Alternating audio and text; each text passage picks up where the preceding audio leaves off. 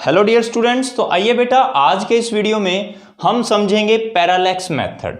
कौन सा मेथड है? Parallax method. तो पैरालैक्स मेथड का यूज किया जाता है बेटा कोई लार्ज डिस्टेंस का पता लगाने में। मान लीजिए कोई प्लेनेट है, उसका हमें अर्थ से डिस्टेंस फाइंड आउट करना है, तो वो डिस्टेंस हम फाइंड आउट कर सकते हैं कौन से मेथड से? पैरालैक्स मेथड की हेल्प से। क्लियर है? तो चलिए समझते हैं पहले ये पैरालैक्स है क्या। देखिए, पैरालैक्स को समझने के लिए आप देखिए, मान लीजिए ये मार्कर है, मैंने मार्कर को सीधा सामने रखा अपनी आंखों के सामने। एक बार इसको हमने अपनी राइट आई के ऊपर को क्लोज कर लीजिए और लेफ्ट आई से आप इसको देखिए। क्लियर है? और फिर आप एक काम कीजिए, अपनी लेफ्ट आई को क्लोज कीजिए और राइट आई से इसको देखिए। मतलब दोनों बार अलग अलग आंखों से हमने इसको देखा, एक बार लेफ्ट आई से देखा, एक बार राइट आई से देखा। क्लियर है? तो आपको इसकी पोजीशन में थोड़ा डिफरेंस नजर आएगा। दोनों बार इसकी पोजीशन में क्या नजर आएगा? एक डिफरेंस। उसी डिफरेंस को हम बोलते हैं पैरालैक्स। क्या बोलते हैं बेटा उसको? पैरालैक्स। देखिए जरा, मान लीजिए ये एक ऑब्जर्वर है, हमने यहां से देखा, एक बार देखा मैंने तो मुझे ये मार्कर यहां पे नजर आया लेफ्ट आई से। जब देखा, जब राइट आई से देखा तो मुझे ये मार्कर यहां पे नजर आया। बात समझ में आई है ना? तो ये जो शिफ्ट है L से R तक का, इस शिफ्ट को बोला जाता है पैरालैक्स। क्या बोलते हैं इसको? पैरालैक्स। और ये जो एंगल है, इस एंगल को बोलते हैं पैरालैक्स एंगल। क्या बोलते हैं? Parallax angle. क्लियर है बेटा? तो देखिए आप,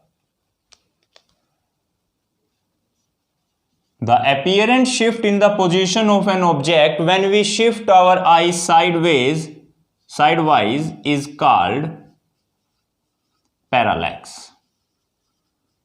उसको हम क्या बोलते हैं? पैरालैक्स। बात समझ में आई? और ये जो एंगल है इसको बोलते हैं पैरालैक्स एंगल। अब तो समझ में आ गया आपको पैरालैक्स आखिर है क्या। जब आप एक अपने सामने एक फिंगर रख लीजिए, उसको एक बार लेफ्ट आई से देखिए, एक बार राइट आई से, आपको पता लगेगा कि ये हर बार सेम पोजीशन पे नहीं दिखती आपको। इसकी पोजीशन आपको थोड़ी सी अलग अलग जगह पे नजर आती है। तो वो जितना डिफरेंस है उनकी दोनों पोजीशन में, उसी डिफरेंस को हम क्या बोलते हैं? पैरालैक्स बोलते हैं। बात समझ में आ गया? अब इसी पैरालैक्स मेथड की हेल्प से हम मून का अर्थ से डिस्टेंस निकाल सकते हैं, या फिर किसी भी प्लेनेट का अर्थ से डिस्टेंस निकाल सकते हैं। मान लीजिए एक प्लेनेट है यहां पर P, ठीक है? ये P प्लेनेट भी हो सकता है, या फिर यूं भी कहें कि कोई मून भी हो सकता है ये, ठीक है? मून है, प्लेनेट है, कुछ भी है। इसका डिस्टेंस हमें धरती से निकालना है। तो देखिए, ये हमने यहां से देखा पॉइंट A से, कुछ ऐसे नजर आएगा। फिर हमने इसको इधर से देखा पॉइंट B से, तो हमें कुछ इस तरफ नजर आएगा ये। क्लियर है? लेकिन हमने एक फार ऑब्जेक्ट देखा, एक तारा देखा, स्टार देखा एक, जिसकी पोजीशन है S', या यूं कहें S लगा लीजिए आप। S पोजीशन पर हमने एक स्टार देखा। जब हम वो एक्चुअली जब बहुत ज्यादा दूर होगा ना, मान लीजिए एक स्टार है जो अर्थ से बहुत ही ज्यादा दूर है, तो उसको चाहे आप यहां से देखो, यहां से देखो, हर जगह से वो आपको सेम पोजीशन पे दिखाई देगा। तो देखिए, हमने यहां पर देखा, जब इस पोजीशन A से हमने देखा तो हमें यहां पर एक स्टार नजर आया S। बात समझ में आ गई है? फिर हमने यहां से भी देखा, इसी स्टार को मैंने यहां से देखा, तब भी हमें ये ऊपर ही नजर आ रहा है। एक मिनट, यहां पर देखिए आप,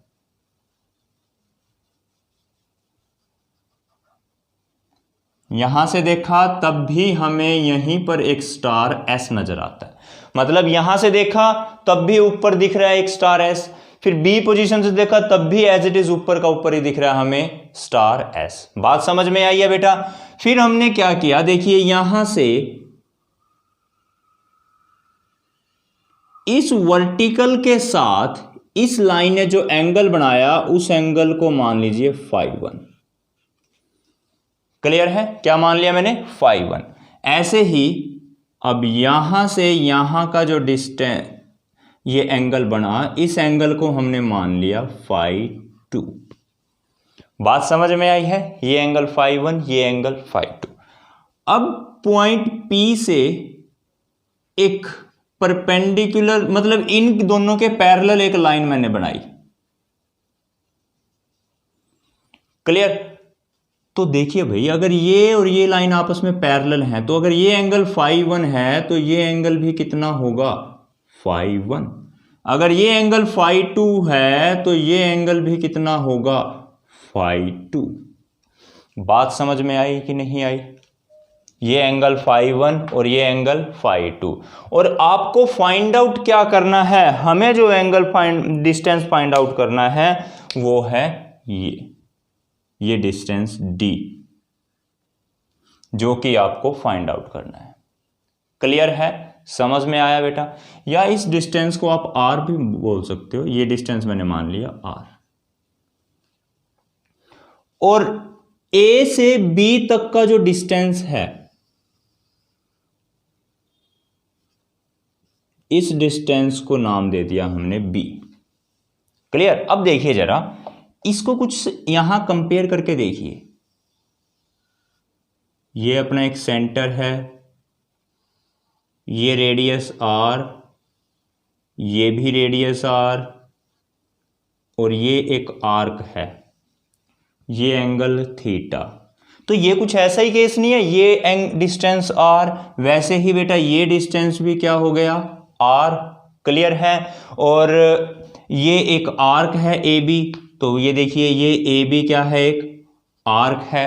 तो यहां पर आपको पता है कि जो एंगल है that is equals to the arc upon radius.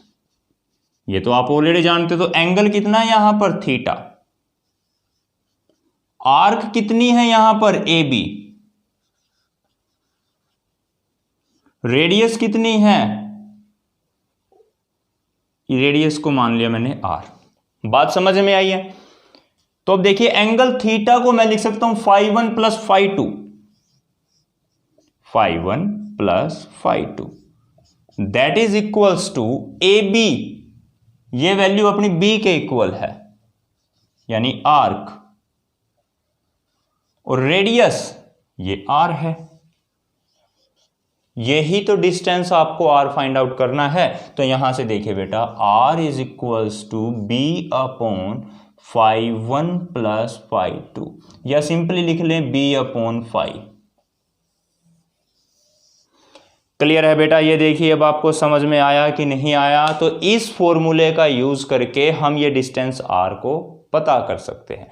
आपको बस ये B तो डिस्टेंस मेजर कर सकते हो आप खुद से भी, ठीक है। एंगल फाई 1 और फाई 2 भी हम मेजर कर सकते हैं। तो अगर हमें ये सब पता चल जाए तो हमें इस प्लेनेट का डिस्टेंस पता चल जाएगा। क्लियर है बेटा? ये था आपका parallax method to find out the distance of a planet और अ मून। बात समझ में आ गई है? तो इसको आप नोट डाउन कर सकते हैं।